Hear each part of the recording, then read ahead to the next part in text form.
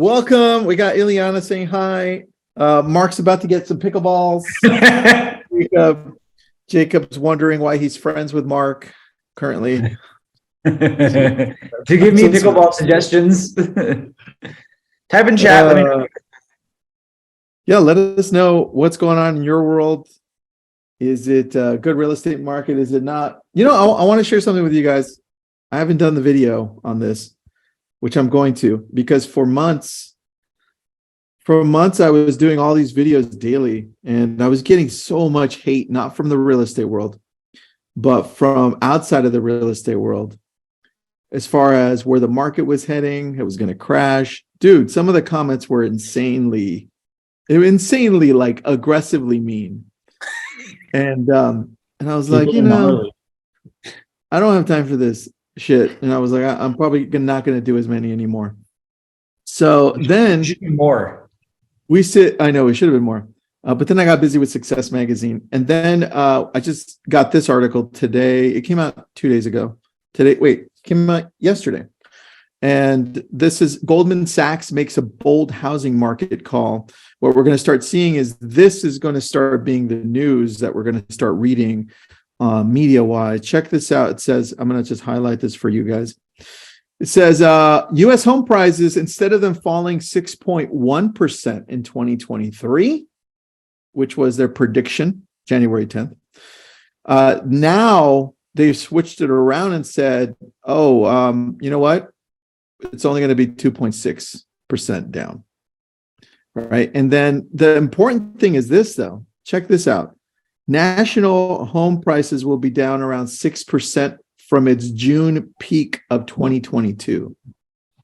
Significantly less than what it originally thought, which means, just like we were always talking about, no crash. So everyone that was saying crash, I'm just going to go along and say, like, all these alarmists on YouTube that had no clue what the hell was happening with the market, we were calling it from day one. Anyway. I also want to say I posted this TikTok about this whole thing like you're talking about with another graph, and I'll send it to you, Tristan. It's the same thing. Thanks. Appreciate that, man. Share that with me. Elizabeth, I received Rookie of the Year at my KW Market Center. Great job. Congratulations. It's from using a lot of your tactics and strategies. Oh, sweet. I love this. Thank you. I learned it all from Jacob and Mark. So there you go. That's why they're on. While we're playing pickleball, I'm like, guys, how'd you sell that last home? Like, oh, it was easy. We lost the pickleball. I just bought 12 right now, so don't worry. It's so good. Hey, Mark might end up double ending a deal from pickleball. Dude, I'm showing the house tonight, right? To the client from yesterday. Hilarious. It's a beautiful thing, guys. This is why we're going to do an event for pickleball for our past clients and Sphere. So, question from Ileana, and then we'll get started. Can you give your opinion about what's the difference between Chime and Real Geeks? Really, the only difference that I see, because I've used both. I think Real Geeks has been around a little bit longer. My friend, I'm trying to remember his first name. I don't remember. Manson. He created it out of Hawaii and sold it to Commissions Inc. And then he stepped out completely. Now it's being run by Commissions Inc. It's a good company. It's less expensive than Chime. It's more rudimentary on the back end for the CRM. Does a lot of the automation that you want. You can fool around with it a lot more on the SEO side. So if you're willing to get your hands dirty a lot more, you could use Real Geeks. Chime has a lot of the things already built in, including the artificial intelligence responders. So you can do that. I think it really comes down to preference. I would really take a look at both. Jeff Manson, thank you, Jan. That was it.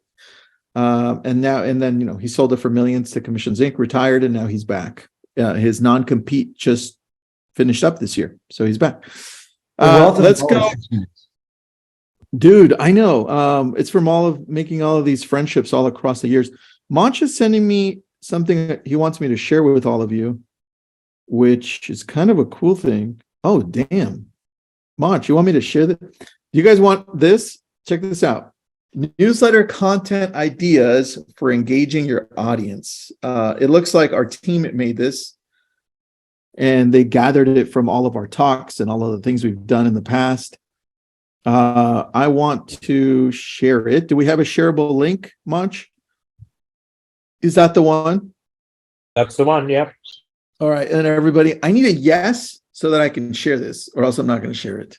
I'll answer for everyone. Yes. I just want some. There you go. We'll just grab that one. Munch, do me a favor and share that with everyone. And I had a whole call on newsletters earlier this morning for an hour and a half. This is not what it's going to be about. Today, I want to touch on something different. I wanted to surprise you guys, specifically Mark and Jake. So I want to talk about, I don't think we've ever talked about this before. It has nothing to do with real estate at the front of it. It's all on the back of it. And it's all about what worries you. And I want to go over some things because what I've realized, and it's all basic knowledge, but what worries us creates us. And we usually think the opposite. It's like what we focus on is what we become. And we're talking positive things, right? What we read, who we hang out with. But I want to take the other approach, which is that what worries you is what you become. And we don't often take a look at it that way. And I wanted to touch on what I outlined, these 12 things. So I'm going to be reading off of it because I took time to outline these things. And I want your feedback on some of these. So I know we've only got about 20 minutes. So we may not even get through all 12. But is this like a part two, maybe? Maybe there's a part two. Depends on the feedback. But I think we don't touch on the behind the scenes shit that's going on inside of us that really affects how we perform, right? And how we interact with other people, how we interact with our clients, our family, and our friends. And I think that matters a lot more than we give into. So number one, and they're in no order. I just had a number one because as I was thinking about these, I put them out. Number one for me was fear of the unknown. And I think fear of what might happen in the future creates a constant state of anxiety. And a lot of the anxiety for us as entrepreneurs and business owners really is specific to fear of the unknown of where we're going to make our next dollar. And that can really damage us because sometimes we get stuck there. Fear of the unknown. So I'm going to go to you and then I'll give to you what I think the solution to this is. But with fear of the unknown for real estate specifically, what are your thoughts, Jacob? What do you feel when you think fear of the unknown, and how have you gotten out of this for business? I think it's hard. I think a lot of people, like you said, get hung up on the fact that there is a lot of unknowing, especially with our industry. But to me, it's focusing on the good stuff that happens. You know, if you sit and dwell on all the things that you have no control over or no knowledge of what's going to happen in the future, then you're going to overwhelm yourself with negativity, and negativity breeds negativity. So I used to get that way a lot, where I would really focus on, you know, I have no idea where my next deal is coming from or anything like that. And when I met Mark, actually, Mark is very infectious and positive a lot of the time. It switched and I started to look at things very positively, and I noticed my business boomed more and I actually made more connections and relationships because of it.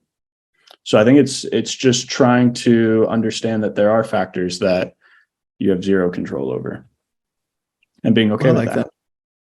I like that. What about you, Mark? Well, yeah, Jacob, I'll pay you for saying that. I told you I would. Oh, that's it on air. Sorry. We're live, guys. We're live. You can't do that. Right, yeah. So, you know, for me, I definitely did struggle with this starting off in the business, especially when I got a taste of what it was like to sell homes. And I was like, oh man, I don't want to lose that, or I don't want to fall off, you know, that train of, you know, making money and the high of like selling a home and like closing a deal and like, like the excitement and all the emotions that go along with it when you like, shake your client's hand, give them the keys and so on and so forth. So I could sit here and tell you that I have struggled with that whenever I first started, and it has been a process to overcome it. And there's one thing that I could say about it is that if you change the way you look at things, this could be fear or it could be how you look at life, then the things that you look at change. So if you change the way you look at things, then those things change. And it can either work for in your favor or it can do the opposite. And you can line up two realtors, and have them look at the same situation, and they both have completely different outcomes and completely different mindsets. So that was my big thing. My big takeaway was just changing how I looked at things, and then it changed my whole outlook. It changed my whole life on how things looked at me. Yeah. All right. So I like that. Nellie says, I don't have fear of the unknown. I do what I know. If I don't see my check in the board, I must hustle to get it. I like that approach, Nellie. I think I'll take it one step further because I'm going to interpret what you're saying, I think. And if I'm wrong, let me know. When we're looking at what's unknown and we focus on not knowing what's going to happen, we can easily get lost on what ifs. And what can easily get us out of it is taking action on the things we know we need to do. And yet we delay those, right?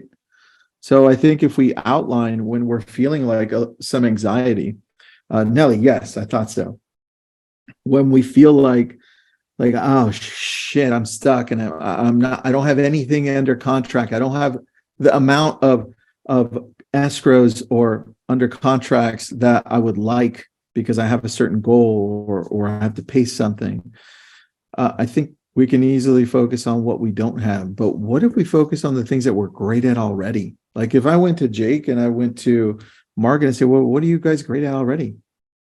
Do you guys have a good social presence? Do you guys Jacob's great at pickleball? But Mark just got a deal from pickleball. So, what are you guys great at? How can you show up there more often and be more purposeful and offer value? And I think that becomes, even if it's a sport like, which is crazy. I know we're going on a tangent here, but even if it's a sport like pickleball, you show up with intent. The beautiful thing starts happening, which is people are attracted to you more because you're great at that thing and you show up with value, right? So I think focus on the things that you're great at already and just take small action steps, because the next one I have negative thoughts is overthinking negative scenarios can lead to having feelings of hopelessness or helplessness. And I think that is sometimes a whole circle. And I think as being an agent, because I've been in that little hole where it's like it feels like I'm going in a circle and I'm going deeper and deeper. And it's like, oh, I really screwed that up, or oh man, I shouldn't have done that. Or you get into problems and then you focus on the problems and then you forget what you're supposed to be doing. Very similar to the previous one. And Kim says, I've been in business since 1986. Slowdown still caused fear, which increased the hustle. And I think, Kim, I'm going to translate that and say, you focus more on the action steps that you need to focus on, right? You do more of that, which is the hustle, right? That's what we need to do more of, right? So I agree with that. I agree heavily with that. And back to the basics, back to skill learning. Yeah, that is the key. And I'm going to go directly into number 3 because I already know that we're not even going to get through 12. And I'm going to pick on you guys. Perfectionism. We see that in some cases to the point that it allows you to get stuck. It's like you set these unrealistic expectations of yourself because it's okay not to know what you need to do to get to where you want to get to because you've never gotten there. And so some of those expectations are like, man, I need to make this amount of money, or I need to have this results from cold calling, and it doesn't happen. It leads to stress and worry. And I think that comes from also focusing on the wrong things and not letting go. Like Jacob, on perfectionism, like you could do a lot more. What can you do more of if you just let go of something? Think. Social media. All right. Coming from entertainment, I know for the people listening, I talk to Tristan and Mark about this on a daily basis. I am a mega perfectionist with really bad OCD. So I tend to not post as candidly on social media as I can and make sure that everything I do is very tailored and perfect. It helps out with branding because everything looks good. But as far as being able to produce the content that might be more genuine, it's a little bit challenging for me. So I think I could, have a bit more of a genuine social media presence instead of a curated appearance. All right. I like that. Yeah, dude, we overthink it. But that also comes not only from the perfectionism problem, because we think that we need to paint a certain picture of ourselves, right? I think it also comes from feeling like we're the only ones that can do it like we want or do it better, right? Which is my next one, which is control issues. Trying to control everything. That also results in worries and anxiety. It's like, they're not going to be able to do it right. So why am I going to give it to them to do it? I can only do this. And Mark, over the years, as you've grown, you've been able to do that a lot better, or you've been able to be like, okay, you know what? I'm going to let someone else do this, even though they're not going to do it at 100% of what I think is 100%, but at least it gets 80% done, right? Mm-hmm.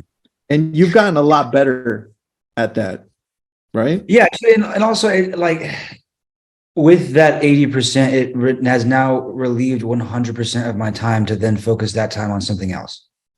Ooh, that needs the attention. So yeah, you may lose 20%, but guess what? You're getting 100% in something else that you need. Yeah, I like that, dude. On James, by the way, my next one, I'll read your comment, but the next one is constant comparison, which I think you'll relate to, because you reminded me when you mentioned the beard earlier on when we were doing the webinar. Now, James, by the way, James has a really nice beard. Go and check him out on Instagram. As an agent, I spent years being critical of the people doing it. Now, on the other side, I have this weird guilt about putting out imperfect work because I was so critical. That's such a good point, especially if real estate wasn't your first line of business or job. When you've had other ones and you've been able to criticize real estate agents because you've used them, you're like, oh crap, you know what? People are going to talk shit about me because I'm just starting off, or I'm not that great at that, or people are going to talk shit about you no matter what. So what a great point. I think that really comes down to the control issues. Here's how I see it, Mark, because we were talking about this. If you want to scale and grow, even if you don't want a team, if it's just you're still going to have to let go of the TC work. You're still going to have to let go of, if it's just you and you want to focus on listings, you're going to need help with showings. Even if you don't hire a team, you're going to have a showing agent, right? Mm-hmm. You're going to eventually, Jacob, need someone to run your socials. As you grow, you will not have time, right? Mm-hmm. And you're going to eventually need somebody to run your marketing for you, because your job as a real estate agent, both of you, mega agents, your job is to create relationships. Mm-hmm. That's it. Mm-hmm. I want to say something too for those of you who are in here who are in a position where you are either A, just started, or B, you're coming back and you're like getting into the swing of things. Like when we say these things, these are stepping stones. These are not for a fresh green agent to go out there and all of a sudden hire a full-on team, because it's important that as a newer agent or someone who's relearning the process, that you at least know how to do it, because you got to put in the legwork a little bit too. In order, it's a whole building process. Yeah, and that goes into the next one, which is constant comparison. Because if you're a newer agent and you're comparing yourself to somebody who's been in it for a while, and doing it successfully, you're going to always feel that anxiety or that feeling that you're just not good enough in this business. It's like, how is this person closing 20 transactions a month and I'm barely closing one here and there? And so this is where you need to look at who you surround yourself with so that you have different levels of people. One that you can shoot for to say, hey, I want to get there one day. One that, or a few that are around the same as you are, so they can push you and keep you accountable to what you're doing, right? And those that are just slightly ahead of you. So I think that that's part of the comparison. It's easy to compare yourself to others, but know internally that you just got to be yourself and be better than who you were yesterday. Even if sometimes we fall back and sometimes I end up being worse than I was yesterday. And I'm like, damn it. But I go back to at least here are the action steps I need to take. Going back to Nelly, hey, I know what I need to do. Let's get back on the boat and do this. Right. Mm-hmm. So Jacob has an amazing story about comparison and being on time as far as like where you are at in your life. All right, give it to me. I do. Yep. Yeah, that's a good one. Shared with me 2 years ago, never forgot it. What? Being on time, the doctor, the president, that story. Which one? He doesn't I remember. don't even remember the story. I'll tell Yeah, you gonna tell it and remember I'll the see if I story. remember it. Well, I'll tell the story for Jacob. Jacob's Okay. going to remember the story like after we're Oh, wait, I do. Okay, I know exactly Uh-huh. what it is. Hang on. Go ahead. Let me find All right, it. Jacob, tell us the damn story. Come on, Hang on. Jacob.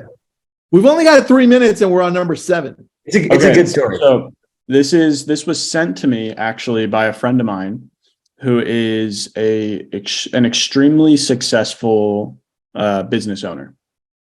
And I always asked him if I could pick his brain and how did you get so successful? I was comparing myself to him. And he sent me a synopsis of a TED Talk that he did called Time Zones. He said, New York is 3 hours ahead of California, but that doesn't make California slow. Someone graduated at the age of 22, but waited 5 years before securing a good job. Someone became a CEO at 25 and died at 50, while another became a CEO at 50 and lived to 90. Someone is still single while someone else got married. Obama retired at 55 and Trump started at 70. Everyone in this world works based on their time zone. People around you might seem to be ahead of you, and some might seem to be behind you, but everyone is running their own race in their own time. Do not envy them and do not mock them. They are in their time zone and you are in yours. Life is about waiting for the right moment to act. So relax. You're not late. You're not early. You are very much on time. Mic drop. That's a good one. I remember you sharing that with me. You connected me. You connected me to him, Jacob. Yep. I remember that one. That was a very, very beautiful one. Yeah, you're getting a lot of love on that one, Jacob. I'm glad you remembered. That story. You won't find it anywhere online, Travis. Sorry. The recording. Yeah, it's on the recording, but I can't share it with anybody. Like the actual document. But that he sent it to me in a time that like I had just started in real estate. I had no transactions, and it changed my entire perspective on everything. Yeah, and I think here we'll end it with number 8, which was self-doubt, which is perfect for this because it's so easy to look at where you're at right now and constantly question. You question your own abilities. It's like, am I good enough? And then you question the decisions you make. It's like, did I make the right choice in being a real estate agent or opening this business? And guess what? That causes more stress and anxiety because you're asking the wrong questions. And it goes back to what is it that you need to do today to get back to doing the things that are going to get to where you want to get to. And that's focusing on the things that you're amazing at. But stories like what Jacob just told us, those inspire us to at least get us back in the direction that we want to go. This morning, I got to interview Inky Johnson. I don't know if you guys know Inky. He had a football accident in college. He was already being recruited to go to the NFL, and his arm was crushed. He could never use his I think it was right arm or his left arm. He could never use it again. You could look him up right now. He's on Instagram, Inky Johnson. And he mentioned that was obviously a very tough time for him. He lost everything because he had identified as being a football player since he was 7 years old. And he thought, well, damn, what the hell am I going to do now? Right? That self-doubt, that worry and that stress. And he thought, I need to go to the things that I'm amazing at already, because the job doesn't identify who you are. Your purpose, whatever that is, that's what you cling to. Like, why are you doing this in real estate? Why are you doing this? And then it pushes you out of self-doubt. It pushes you out of all this because you remember, like, I remember why I'm doing this. Right? So think about that a little bit more. Yeah, we'll do a part 2 to this. We'll wrap up the next 5 or 4 where we were at, and then we'll continue the talk down the line. I love that story, Jacob. Thank you so much, man. Thanks for sharing that. And Mark, thanks for pushing so Jacob could remember the damn story. I so thought you were talking about a story about me. I was like, I have no idea what you're talking about. Me too. I was like, wait a second. What story am I missing? Am I missing something in The Mandalorian while you worked at The Mandalorian? Because I love those stories. You said the president, and I'm like, did I meet the president? And I don't remember. I don't know. Can I throw a quote out there for everyone before we go? Mm-hmm. Because I send Tristan quotes all the time, and I'm a big quote guy. And it has to do with intention and things that you were just talking about. And I actually have it tattooed on my arm. It's a quote that says, if I had more time, I would have written a shorter letter. And you guys can think on it, and we can talk about it next time. I like that. Cool. Dude, that reminded me, I'll end it with this. That reminded me of something I heard this morning. So Inky brings out these quotes, right? He has like a whole stack of them, and he reads them every morning. And it reminded me, as you were saying this, because we have the opportunity to start on the shoulders of other people's inspiration every day and already start ahead of where we normally start. Why don't we do that? Like, why don't we use other people's amazing words and quotes and inspiration and motivation to start just at a higher plane than we would normally start? They're there for us to be able to use that, because some days are harder than others. Dude, I love that quote. Thank you for sharing that, Jacob. Of course. I appreciate everybody. Thanks, Mark, Jacob, everyone else. Thanks for being on. Later. I appreciate you. See you guys.